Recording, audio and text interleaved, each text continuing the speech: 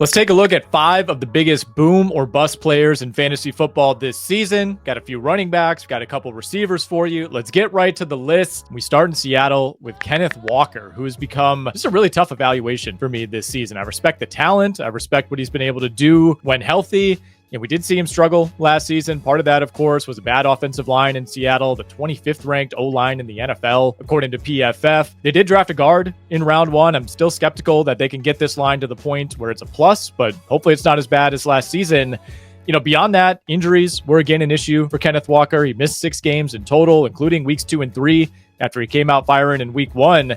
He ultimately finished as the RB12 in per game value, but the missed time placed him 27th among running backs in PPR points. The injury history, it is somewhat baked into the ADP. He typically goes somewhere between pick 40 and 50 in most drafts. We're talking RB 14, 15, 16, somewhere in there, but you're not getting a massive discount considering, in my mind, the level of risk here. To me, it's an indication maybe that Walker still does have plenty of supporters out there, even with the setbacks these last couple of years. I could certainly see the upside, but to me, I think Walker is more likely to bust than boom this season.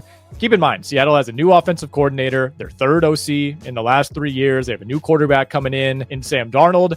I would say it is likely that Sam Darnold does not play as well as he did last season in Minnesota. We'll see how much of that was Darnold actually progressing, how much of it was KOC. Beyond that, there's also the presence of a really nice high-end backup in Zach Charbonnet, who had multiple boom weeks when Kenneth Walker missed time last season.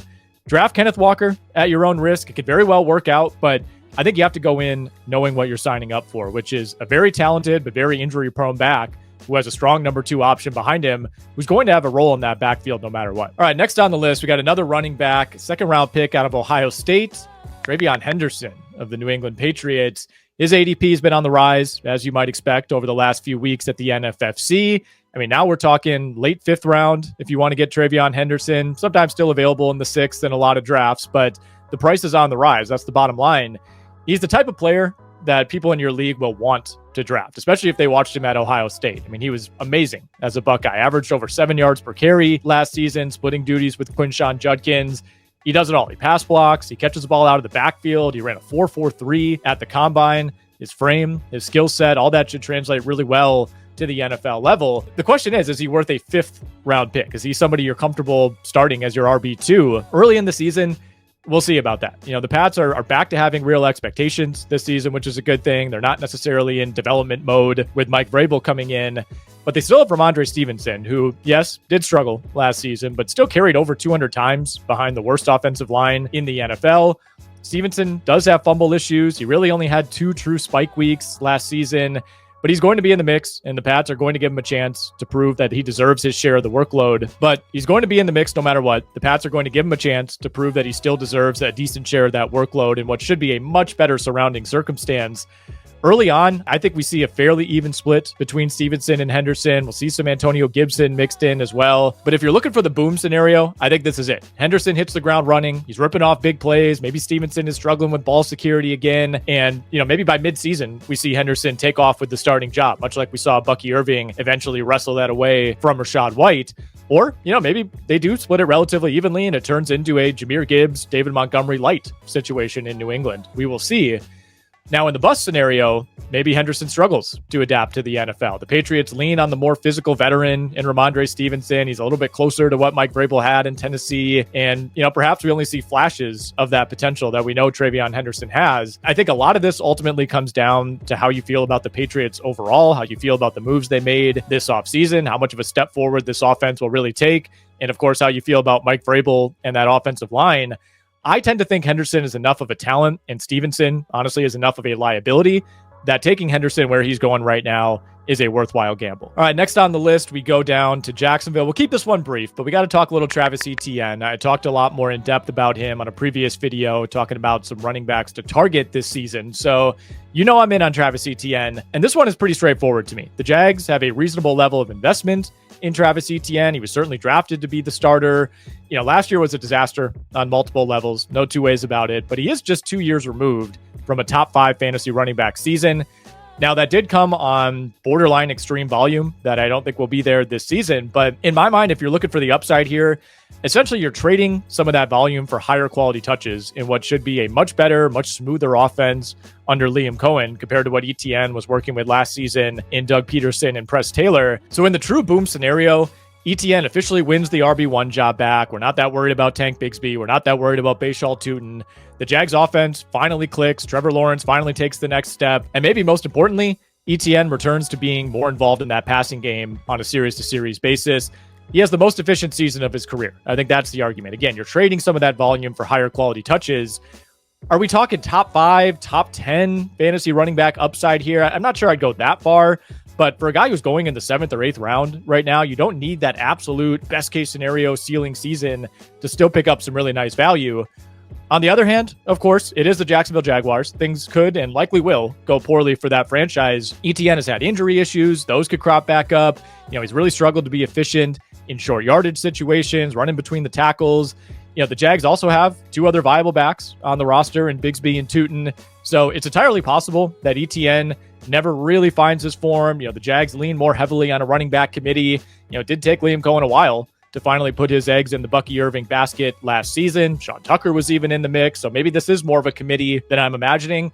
There's certainly some risk here, but look, I'm in on Travis Etienne at cost. Where he's going in drafts right now, the upside to me is well worth the risk. Before we get to the rest of the list, if you want to check out all of our content, just head over to RotoWire.com and use the promo code YouTube15. That'll get you 15% off any RotoWire product. We got a new look. We got a new color scheme. You can see the new logo right here. Everything looks great. Major redesign just in time for football season.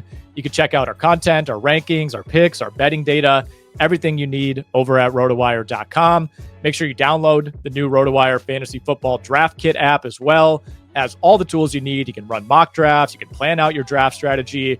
Really slick, really well done. Highly recommend you go download that in addition to checking out RotoWire.com. All right, we got a couple receivers that I want to talk about when we're hitting some boom bust candidates. And look, if we're talking boom bust, I think Tyreek Hill is almost the free space here. We got to talk Tyreek Hill. When you're mentioning a guy in his 30s with off-field concerns, with injury concerns, an injury-prone quarterback, and Tua, Tyreek is the type of high volatility player I just tend to stay away from, but I will recognize the upside here. It's obvious. Hill is just 2 seasons removed from finishing as the wide receiver 2 in PPR, behind only CeeDee Lamb. Those 1,700-yard seasons, those were year 1, year 2 under Mike McDaniel. Tua was his quarterback. So in theory, not that much has changed from those seasons, now fast forwarding to 2025. And look, it's entirely possible that last season was just simply the year from hell for the Dolphins. Tua was hurt. Maybe the league started to catch up a little bit to Mike McDaniel in some ways. Tyreek himself was banged up throughout the season, had that wrist injury that ended up requiring surgery. So if you're looking for reasons why he regressed, there are some obvious things we can point to.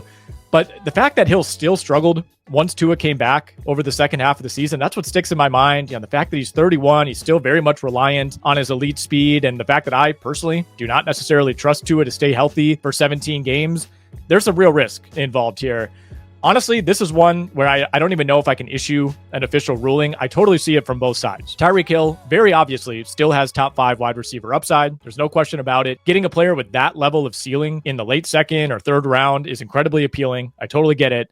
You just got to know what you're signing up for, right? Tyreek Hill may be the ultimate boom bust player in 2025. We move on to the 5th and final player on our list, another wide receiver, George Pickens of the Dallas Cowboys. And look, if Tyreek Hill is the ultimate boom bust guy, George Pickens might not be too far behind, kind of the personification of boom or bust. And that's only going to be amplified as he now moves from Pittsburgh to the Dallas Cowboys. For the most part, there have been more bust than boom for George Pickens in Pittsburgh in terms of fantasy, at least. He's coming off a season in which he finished as the wide receiver 40 in per game PPR production, had a couple of splash weeks, but ultimately finished as a top 12 wide receiver only twice in 14 games. There are some things you can point to. Quarterback play, Arthur Smith, the Steelers' offensive philosophy certainly played a role in his 2024 production, but we also have to blame George Pickens a little bit here. Lack of discipline, lack of effort at times certainly didn't help his case. Ultimately, there's a reason the Steelers were willing to move on and essentially replace him with DK Metcalf and pay DK Metcalf top of the market money in order to be their new George Pickens. We now look at Pickens in Dallas. He's going to play alongside an elite wide receiver in CeeDee Lamb. This is really the first time in his career that he's had a true number 1 or anything close to it opposite him. He'll also play with the best quarterback he's ever had in Dak Prescott by a mile. Whether the Cowboys offense can support 2 elite fantasy receivers, that remains to be seen, but I'm pretty bullish on what we'll see from a healthy Dak Prescott, who threw for over 4,500 yards, 36 touchdowns, finished second in MVP voting just 2 seasons ago. Lamb and Pickens, to me, are different enough players that I think they can complement each other. I don't think there'll be, leeching going on. I think CeeDee Lamb could still be a top 5 guy. I think Pickens could still be a top 20 to 30 guy. And keep in mind, Pickens is on an expiring deal. He's playing for his next contract. If there was ever a time for him to be fully focused, fully motivated, you would think at least that this would be the season. So that's the upside case for George Pickens. It's another pretty simple one. Maybe there's a cap on his true statistical upside as the clear number 2 in his own offense. But again, you're not being asked to pay what I view as an unjustified price in round 6. I mean, ADP wise at the NFFC, Pickens is still going well after other clear number 2s like T. Higgins, Devontae Adams, Jameson Williams, Devontae Smith. He's around that same range as guys like Jalen Waddle, Roma Dunze. Of course, on the other hand, this could all completely blow up in the Cowboys' face. Maybe Pickens isn't as involved as he'd like early on. Maybe the effort and maturity issues are still there. The Cowboys do have other players with experience in that pass catching room. Jalen Tolbert, Kevontae Turpin, Jake Ferguson, who they could still lean on. Certainly not the talent that George Pickens is, but there's some familiarity there with Dak Prescott. And maybe the Cowboys passing game as a whole just doesn't run as smoothly under Brian Schottenheimer and a first-time offensive coordinator in Clayton Adams. So until he proves otherwise, there's always going to be a high-stakes risk-reward equation when it comes to George Pickens. Like every player on this list, it could go either way. If I'm planting my flag, I'm in on George Pickens at cost. I think it's worth the risk. But hey, maybe by week 5, I'll look back and I'll wonder why I didn't just take Chris Godwin or didn't pull the trigger on Jalen Waddle.